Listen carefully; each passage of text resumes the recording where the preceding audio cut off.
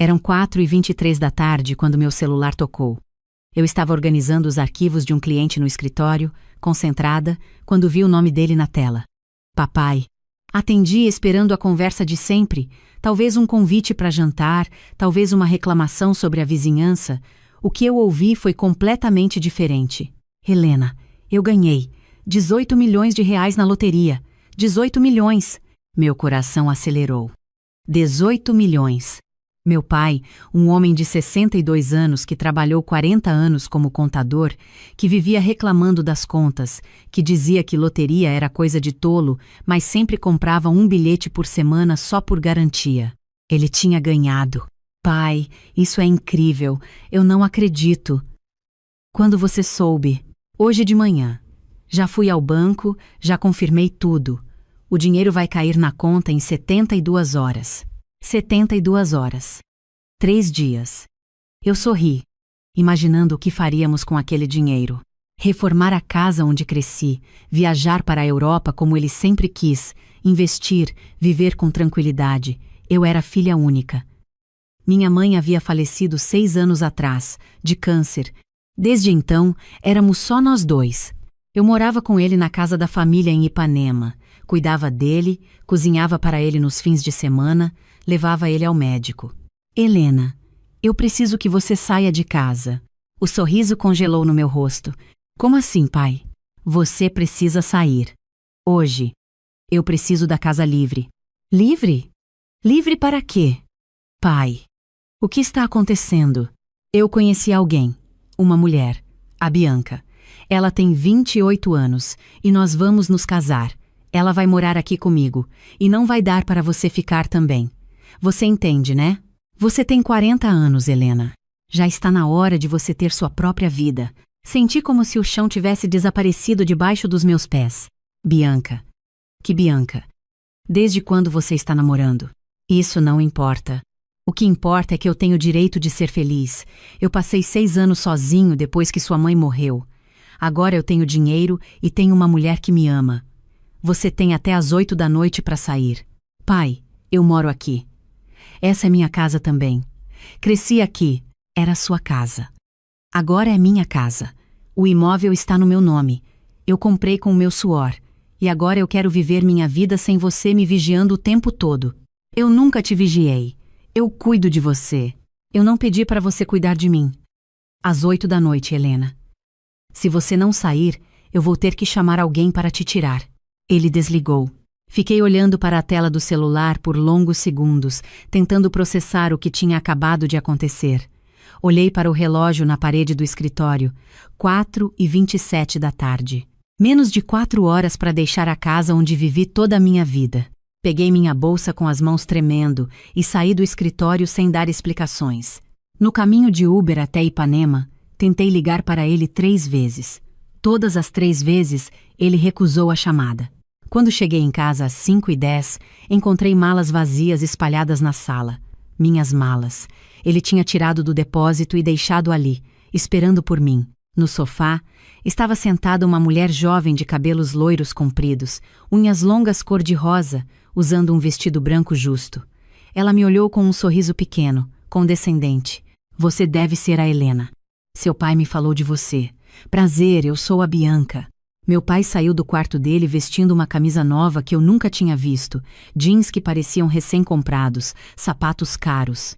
Ele estava diferente. O cabelo estava tingido de preto, cobrindo os fios brancos que sempre teve.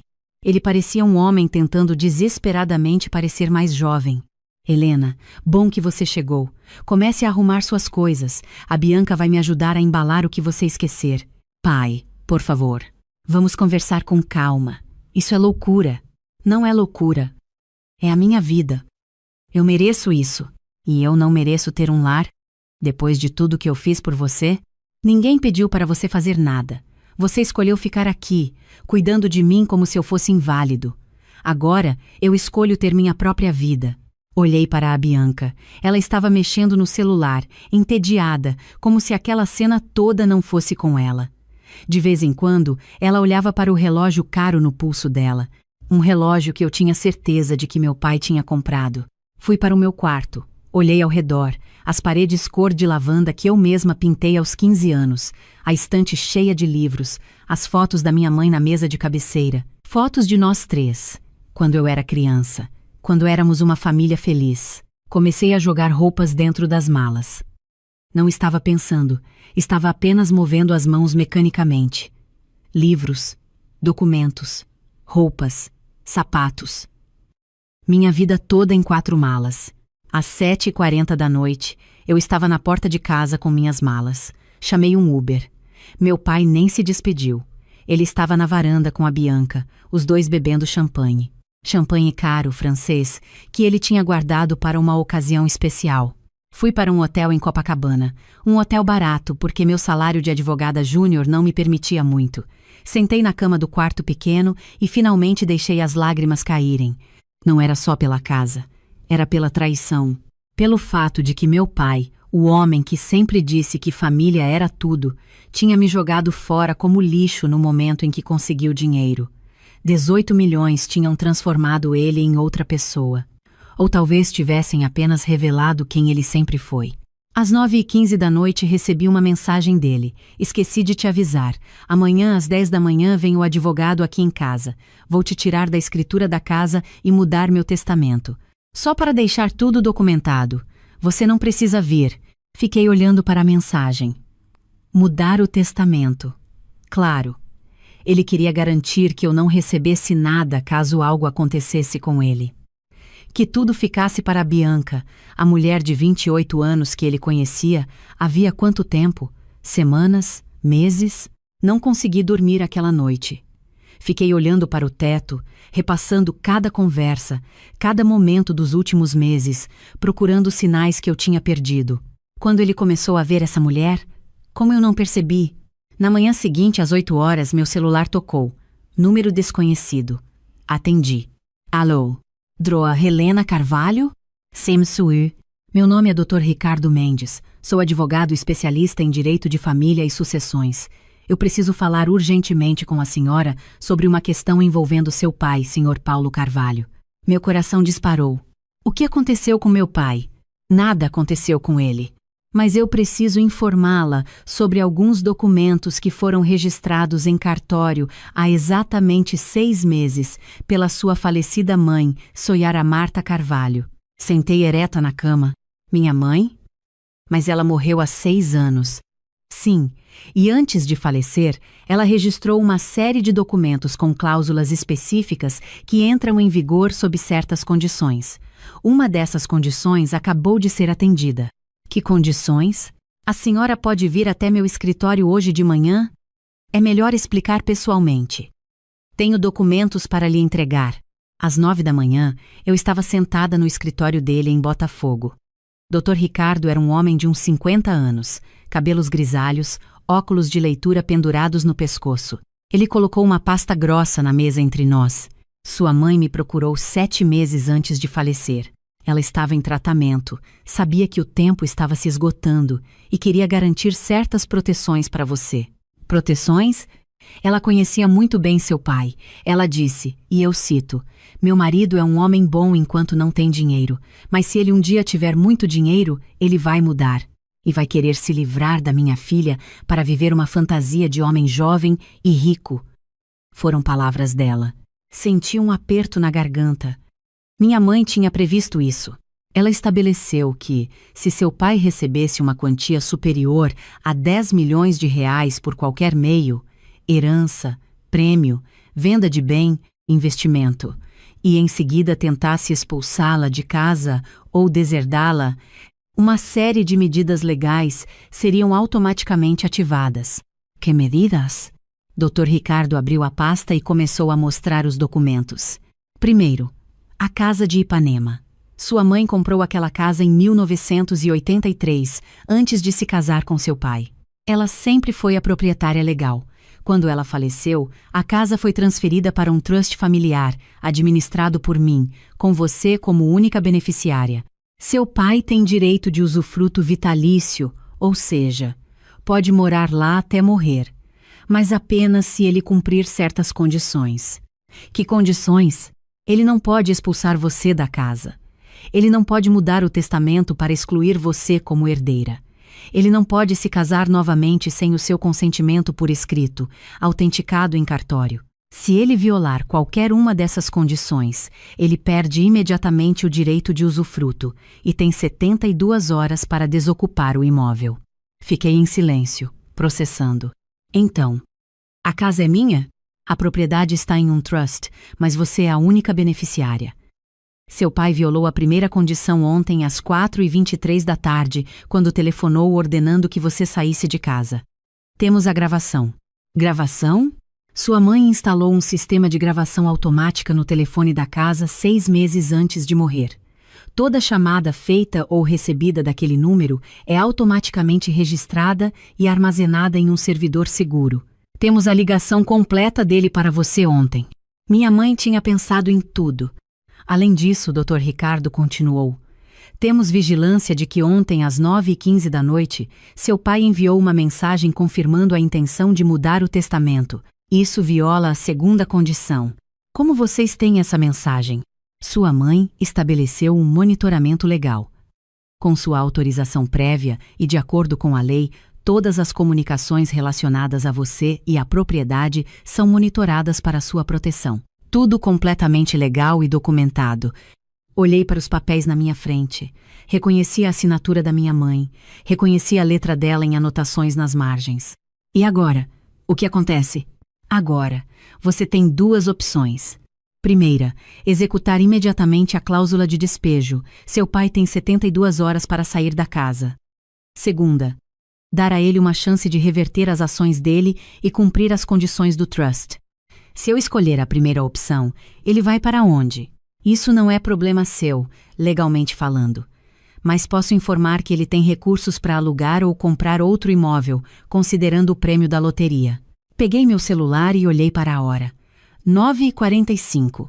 Meu pai tinha dito que o advogado dele chegaria às 10 para mudar o testamento. E a Bianca? A mulher que está com ele? Dr. Ricardo sorriu de um jeito que não era exatamente agradável. Ah, sim, a Cinta Bianca Tavares. Nós investigamos ela também como parte do protocolo de proteção. Ela tem um histórico interessante. 3 relacionamentos anteriores com homens mais velhos que receberam dinheiro inesperado. Em todos os casos, houve casamento rápido, transferência de bens e divórcio em menos de 2 anos, com ela levando metade do patrimônio. Ela é uma golpista. Tecnicamente, o que ela faz não é ilegal. Ela é apenas oportunista. Mas seu pai não sabe disso, obviamente. Vocês vão contar para ele? Não. Não a menos que você autorize. Nosso dever é proteger você, não ele. Ele fez escolhas. Agora precisa lidar com as consequências. Respirei fundo. Olhei para os documentos. Vi anotações da minha mãe. Em uma delas, escrito à mão: minha filha merece ser protegida. Se Paulo se tornar ganancioso, Helena precisa estar segura. Eu quero executar a cláusula de despejo, eu disse. Dr. Ricardo acenou com a cabeça e começou a preparar os papéis. Às 10h15 da manhã, enquanto meu pai estava assinando os novos documentos do testamento com o advogado dele, 2 oficiais de justiça tocaram a campainha da casa. Eu sei disso porque Dr. Ricardo me mostrou, ao vivo, pelo sistema de câmeras que minha mãe tinha instalado. Câmeras discretas na sala, na cozinha, na entrada. Tudo legal, tudo documentado, tudo instalado quando a casa ainda era propriedade direta dela. Vi meu pai abrir a porta. Vi a confusão no rosto dele quando os oficiais entregaram a notificação. Vi ele ler o documento 1, 2, 3 vezes. Vi a Bianca ao fundo, tentando entender o que estava acontecendo. Vi o advogado dele pegar o papel e ficar pálido. 15 minutos depois, meu celular tocou. Meu pai. Não atendi. Tocou de novo. Não atendi. Às 11 horas, recebi 23 mensagens dele. Helena, o que é isso? Isso é algum erro. A casa não pode ser sua. Eu comprei ela. Você precisa desfazer isso agora. Helena, pelo amor de Deus, atende o telefone. Essa casa é minha. Você está fazendo isso por vingança. Isso se pé. Olhei para Dr. Ricardo. Posso responder? Pode, mas tudo que você disser pode ser usado em processos futuros. Seja estratégica. Escrevi uma mensagem. Pai, você tem 72 horas para desocupar o imóvel conforme a notificação judicial. Todos os seus pertences pessoais podem ser levados. O prazo termina quinta-feira, às 10h15. A resposta veio em segundos. Helena, por favor, onde eu vou ficar? Escrevi. Você tem 18 milhões de reais. Tenho certeza que conseguirá encontrar um lugar. Mas a Bianca vai com você para onde você for. Ou não vai. Isso é escolha sua. Silêncio por 10 minutos. Então, podemos conversar pessoalmente? Não. Helena, eu sou seu pai. Você me expulsou de casa ontem. Hoje você colhe o que plantou. Mais silêncio. Então, uma ligação de número desconhecido. Atendi. Helena, aqui é a Bianca. Você precisa entender. Seu pai me ama. Nós vamos nos casar. Você não pode fazer isso com ele. Na verdade, posso. E estou fazendo. Mas ele acabou de ganhar todo esse dinheiro. Vocês vão poder viver bem os dois. Eu e ele não vamos viver juntos. Ele me expulsou. Lembra? Mas foi só por quê? Porque ele queria privacidade para começar uma nova vida. E agora ele vai ter toda a privacidade do mundo. Em outro lugar, você é uma filha horrível. E você é uma oportunista com histórico de 3 casamentos fracassados com homens ricos. Você acha que eu não investiguei? Você acha que meu pai sabe que você foi casada 3 vezes? Que em todos os casamentos você levou metade do dinheiro dos ex-maridos? Silêncio chocado do outro lado. Como você. Tenho advogados muito bons. Eles me contaram tudo sobre você, Bianca Tavares. Nascida em Duque de Caxias, 32 anos, não 28 como você disse para meu pai, formada em publicidade, mas nunca trabalhou um dia.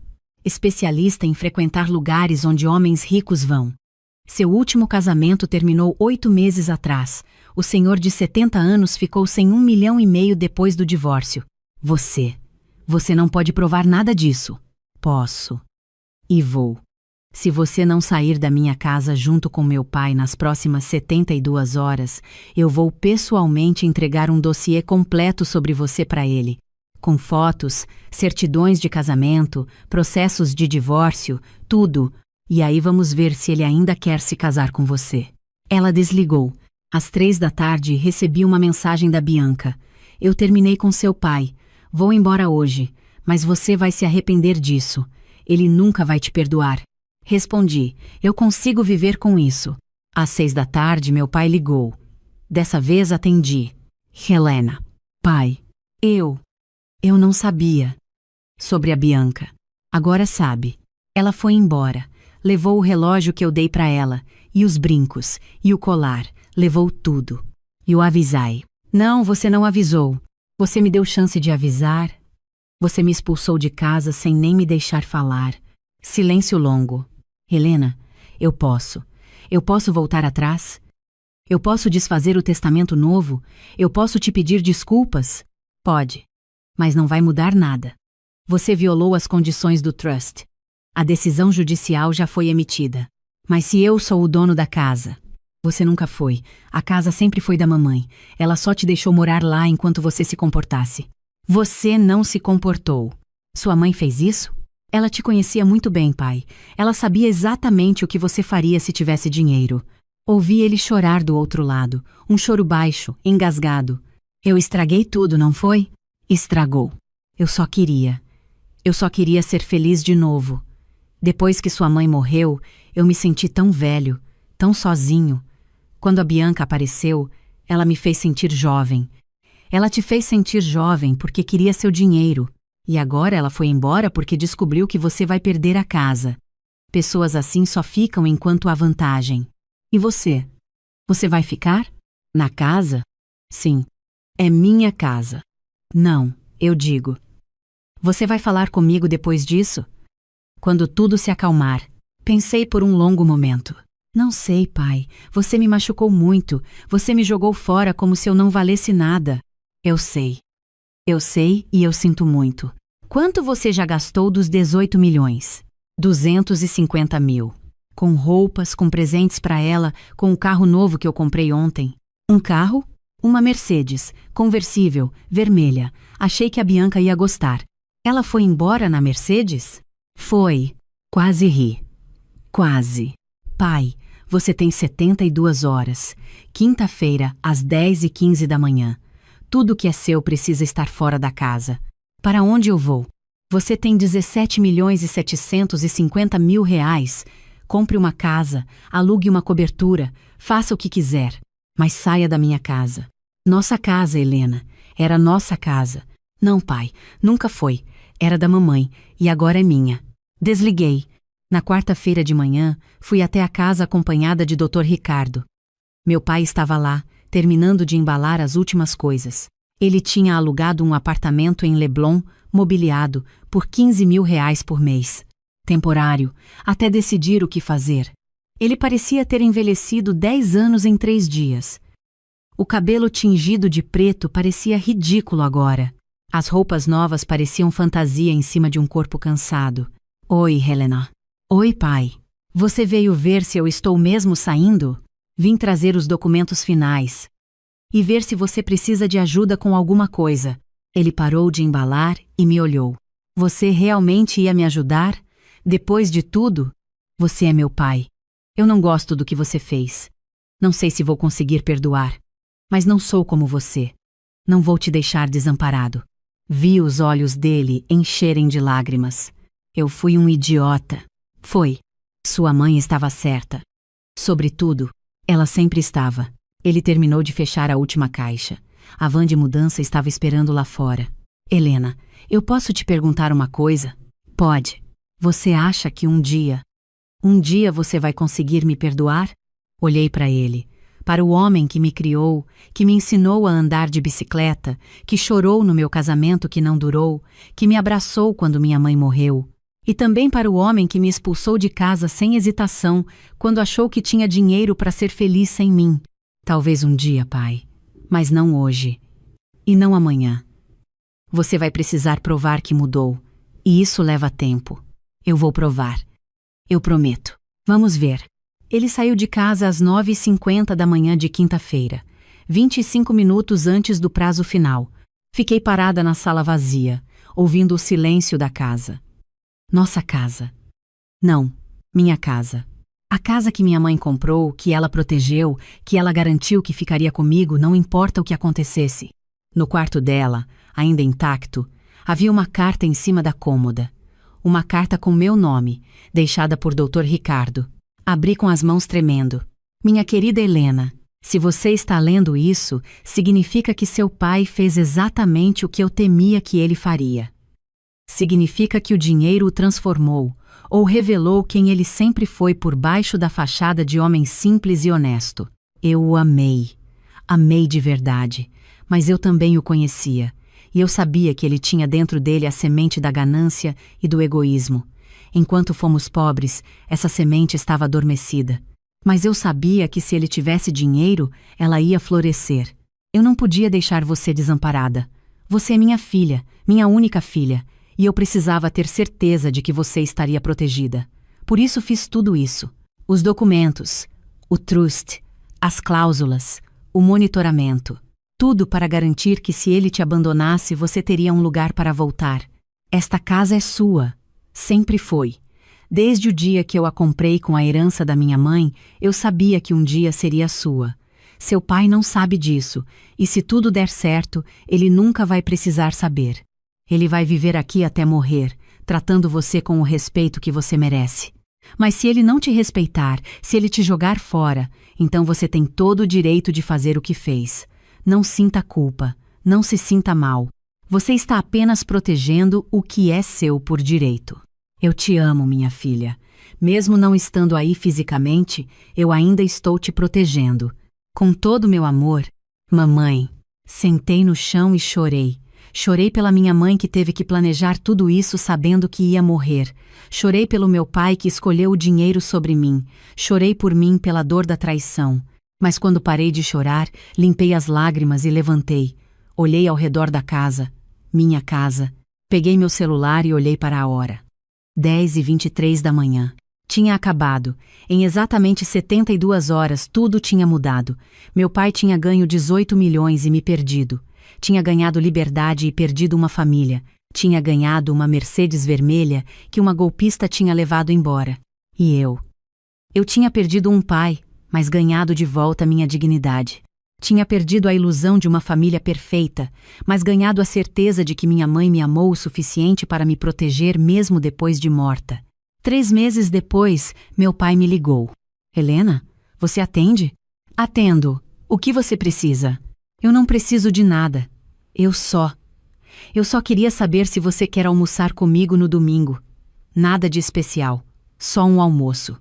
Para conversarmos. Olhei pela janela da minha casa, para o mar de Ipanema lá embaixo. Tudo bem, pai. Domingo ao meio-dia. Mas eu escolho o restaurante. Pode ser. É pai? Sim. Você vai pagar a conta. Afinal, você é o milionário da família. Ouvi ele rir do outro lado. Um riso sem alegria. Um riso cansado. Sou mesmo, não sou? E olha só de que adiantou. Desliguei e voltei a olhar para o mar. Pensei na minha mãe, em como ela tinha sido sábia e cuidadosa. Pensei no meu pai, em como a ganância o tinha cegado e como ele estava tentando lentamente consertar o que quebrou. Pensei em mim, 40 anos, sozinha naquela casa grande, mas não desamparada, nunca desamparada, porque minha mãe tinha feito o que toda mãe deveria fazer, tinha me protegido, não só quando estava viva, mas também depois de partir. E isso, percebi, valia mais que 18 milhões de reais. Muito mais.